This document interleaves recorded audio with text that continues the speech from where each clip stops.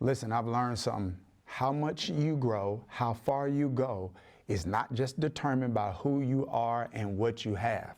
It's equally impacted by who you are with. I cannot tell you how important it is for you to live with not just emotional, but relational intelligence. Because relationship management isn't relationship management, it's life management. And one of the most important relationships you can ever have is friendship. But we use that word frequently. We throw it around flippantly. Today, I want to teach you how to develop a framework for friendship, because everybody we call a friend isn't one.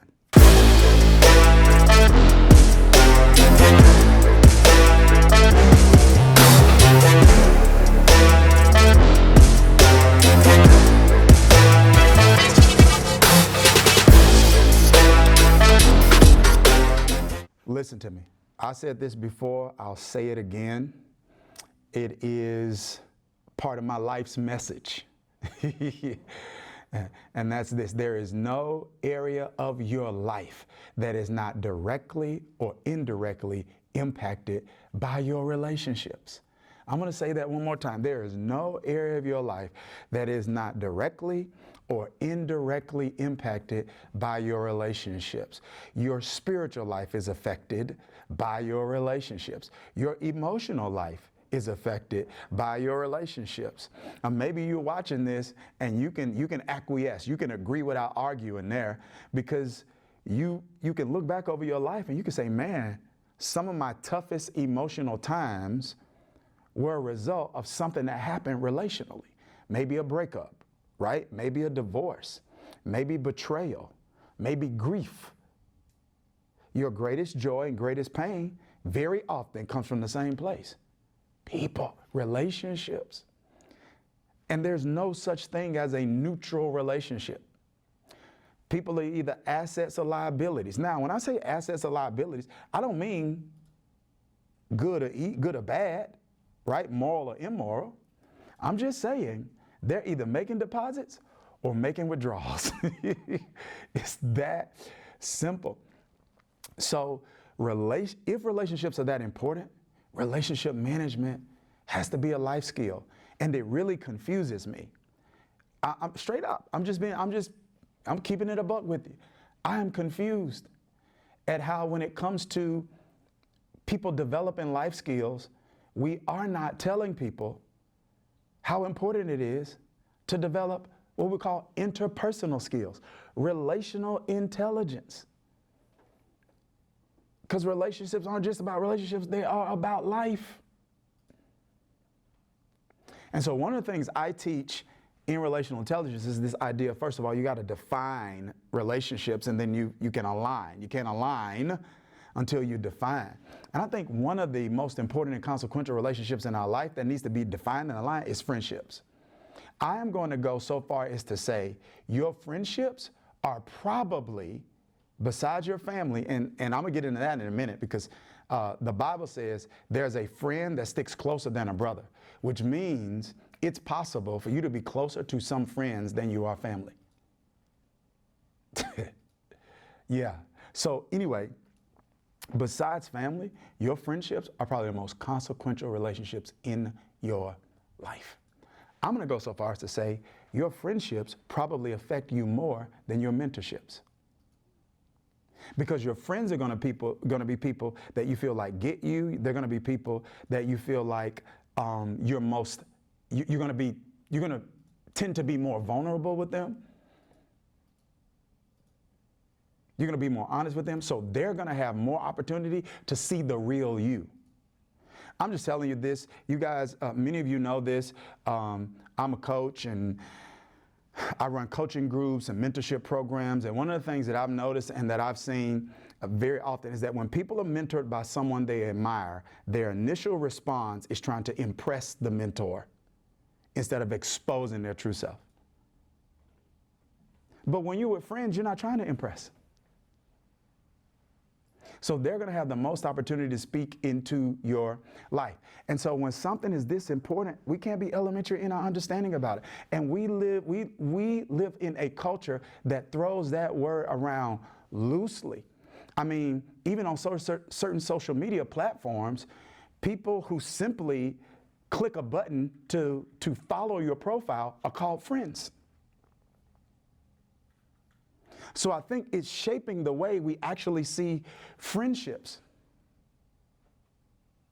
But the most reliable source of information to live your life on is the Bible. And the Bible gives us a framework for friendship. And this is why you need to be clear on who fits in this category and who doesn't. It's because when you know who fits in this category and who doesn't, you know how to invest and you know what to expect. I'm going to say that again. You know how to invest and you know what to expect. Some of our greatest frustration comes from investing in the wrong place, or in the wrong people, rather, and expecting the wrong things from those investments. I say this all the time, guys. You can paint stripes on a cat. It doesn't make it a tiger. You can call the cat a tiger, and it doesn't make it a tiger. And if you expect that cat to respond in dangerous situations the way a tiger would, you're going to be frustrated. And so a lot of our relational frustration and disappointment comes from the investments that we're making into people that we're calling one thing, but they actually aren't. And then we got expectations from those people. Because if you're calling someone a friend, you know, the Bible says a friend loves at all times. So you got this expectation. Good, bad, up, down, that friend's going to be consistent. But if I'm calling somebody a friend and they actually aren't one, they don't meet the biblical criteria for it, then what's going to happen? I'm going to have expectations that are not realistic, and I'm going to end up frustrated because I'm painting stripes on a cat, calling it a tiger. So we need a framework, and I think the creator of relationships has outlined for us, given us some insight, some expertise on what this framework should look like and the traits that we should be looking for in those relationships that we call friends. And there's one that's super important today, extremely important, yet often overlooked, I want to talk to you about today.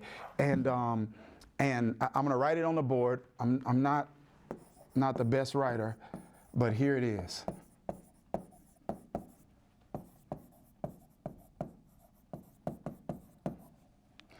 Unshakable character. Unshakable character. I want you to catch this. 1 Corinthians chapter 15, verse 33 says, do not be deceived. That is super important. Don't be deceived. So why would the writer say, don't be deceived? Well, let me finish. She says, don't be deceived. Bad company corrupts good character. Why would the writer say, don't be deceived? He's saying, don't be deceived for a reason, because it's possible not to be able to identify the fact that my company is impacting my character. Like it's possible to be unaware of the impact that my company is having on me. Now watch the word that he uses. He says, don't be deceived. Bad company corrupts good character. This is what I learned about corruption. Corruption, like if you ever seen a battery like corroded or anything like that happening, what you'll notice is corruption doesn't happen instantaneously, but corruption happens incrementally. That corruption happens over time. And so in other words, it's like, hey, over time, some of these traits that the people you're in a relationship possess will have the tendency to rub off on you. Remember now, I told you earlier in this video, there's no such thing as neutral relationships. Every relationship impacts you in some way. It's either helping you or hurting you. It's either building you up or tearing you down. Proverbs 13:20 says this, walk with the wise and become wise, for a companion of fools suffers harm. In other words, I become like who I walk with.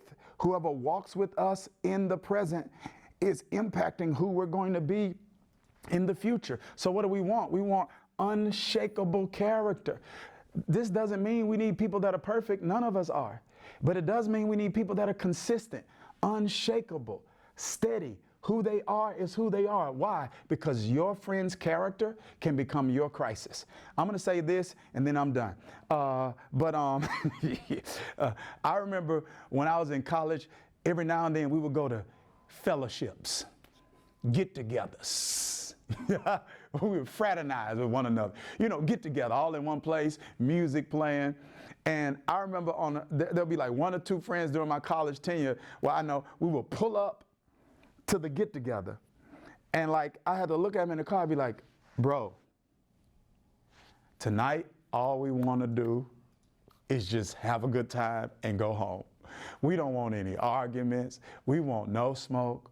We want no fights. We just want to have a good time and go home. Why? Because their character can become my crisis. So when you think about a framework for friendship, I got to look for unshakable character, consistency in who they are. Because if they're a good person, I never have to worry about them being good to me. I'll never have to worry about them being jealous of me if they're just not a jealous person. And so I want you to love what you've been called and created to do enough to take your friendships seriously enough to have a framework for them. And one of the things I would consider is unshakable character. Take care.